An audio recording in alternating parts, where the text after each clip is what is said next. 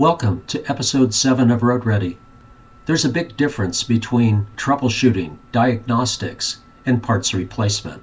Sure, at the end of the day, parts may need replacing when we work on our vehicles, but parts replacement is the first go-to when trying to diagnose or troubleshoot a problem or get down to the core of a symptom just doesn't make sense. It's not cost effective to replace parts. Sometimes we do that because we want to avoid the investment, if you will, in scan tools and expensive diagnostic equipment, which isn't always necessary. Sometimes simpler equipment, even a vacuum pump or a vacuum gauge, will tell us what we need to know. Going to the core of the problem involves using factory workshop manuals, professional trade manuals, and thinking like a professional technician. In this era of the internet, forums have become a source of information, and there's some very useful information at forums. Some professional and well-intentioned people offer valid information that can be helpful, but they're not in your garage or shop and don't know the full scope of the symptoms involved with the problem. They can be suggestive about what may be at the core of the trouble or symptom. They may be able to suggest parts that are usually involved with that symptom, as a factory workshop manual can do. But the difference here is that the factory workshop manual will provide you with steps to actually analyze individual parts before you replace parts or components that by themselves can be tested.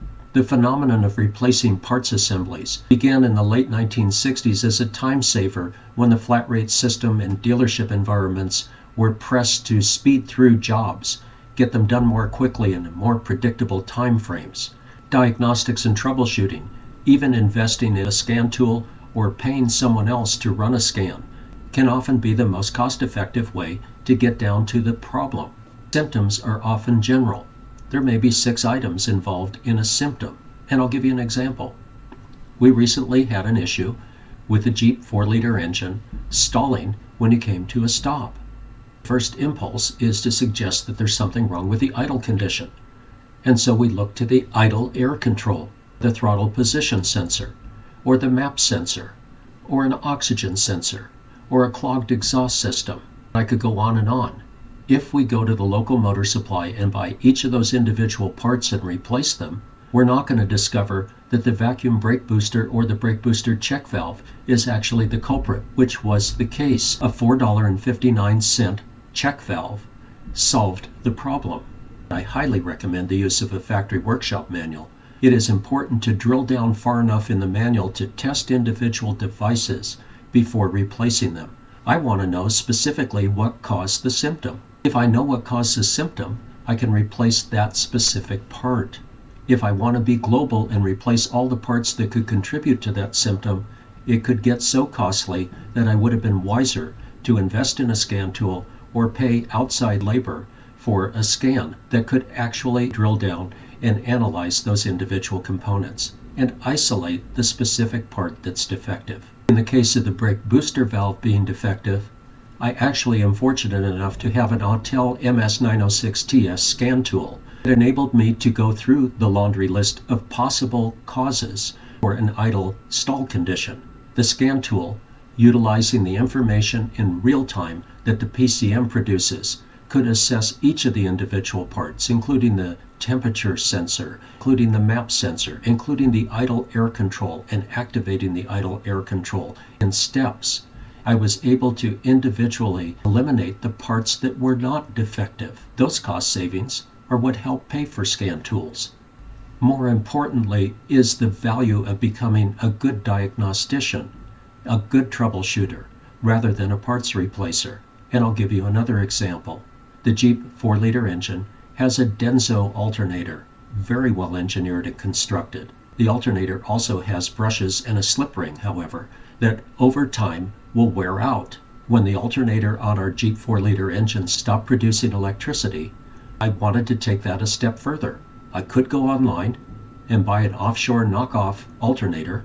I could get a rebuilt factory alternator to the tune of $400, or I could take the original alternator apart and rebuild it and invest in a slip ring, a set of brushes, and bearings, clean everything up, and see if I could get that well-engineered alternator to work properly again.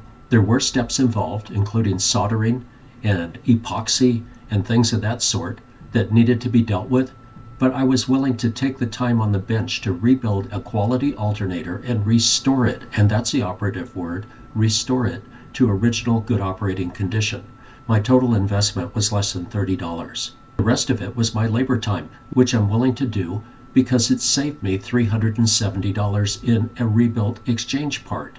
Another example of when it doesn't pay to arbitrarily replace parts would be fuel injectors. The fuel injectors on the Jeep 4-liter engine had 175 plus thousand miles on them and probably did need cleaning. The fuel mileage was falling off some. Rather than just buy a set of injectors, and worse yet, buy a set of offshore knockoff injectors, price ranging from $60 for a set of 6 injectors to $500 for a set of injectors, I invested in an injector cleaning machine and rolled the dice that the original injectors were probably still serviceable. I took the injectors out, I cleaned the injectors and changed the filters, I flow tested the injectors in the injector cleaning and testing machine, and the cost of all of that was a $400 investment in a machine that I will have for the rest of my life. Like diagnostic tools, the fuel injector cleaning machine will pay for itself over time. By the time I've done 2 or 3 injector cleanouts and the labor to take the injectors out and put them back in is the same whether you buy new injectors or rebuild your existing injectors or clean and flow test your own injectors. The injector cleaning machine has more than paid for itself. And in the process, I know the precise condition and flow rate of the injectors. They are matched and will perform so well that I will not be looking at the injectors as a symptom in a laundry list of let's replace these parts. Some folks just don't want to invest the time in learning troubleshooting skills or improving their diagnostic skills. They just want to solve a problem. For those folks, I highly suggest investing in a factory workshop manual and drilling down to how to test individual components before you arbitrarily replace them. Know for sure that the parts are defective. These tests, in the case of fuel injection components or fuel system components, can often be tested with a tool as simple as a voltometer. So the investment in the diagnostic tools is not a deal breaker. Investing in tools offsets the cost of investing in parts that did not need to be replaced.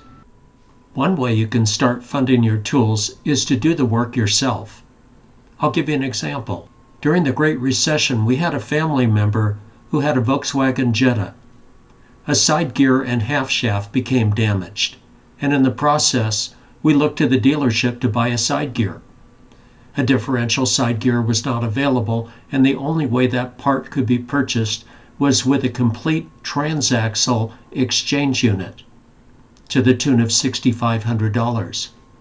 We searched the aftermarket and eventually found a side gear in good condition, a used one that looked as new, and I did all of the labor. In the process, the total parts expenditure, including the half shaft and the side gear, was around $600. The dealership wanted $7,200 to install an exchange rebuilt unit. And this is not unusual. Most vehicle manufacturers are now offering exchange units rather than individual repair parts, and this is just one example. In the process of doing the work myself, we saved $6,600 on this one repair. That buys a lot of tools and could easily cover tools like a scan tool and a variety of other tooling at the same time.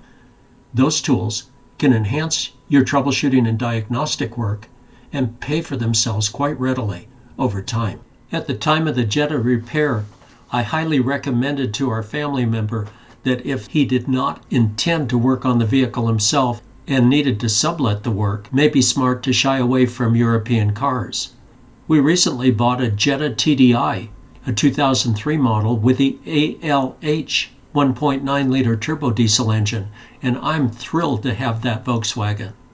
But I'm also thrilled to do the work on it and save all of the labor and find ways to do cost-saving gestures like replacing individual parts instead of entire transaxle assemblies. Doing your own work expands your options in vehicle choices and leaves enough left over to buy the specialty tools that may be required to work on that vehicle. When we added the Volkswagen Jetta to our fleet, of course, I added a service manual set, In this case, Bentley Publishers offers a 2-volume, 2008-page service manual for the Volkswagen Jetta. I now have all the information necessary to do factory-level work. The only thing that is not included in that set is the automatic transmission bench build, and I have access to a manual for that work if necessary. All Bentley Publishers books, whether the Volkswagen Jetta book set for the 2003 Jetta TDI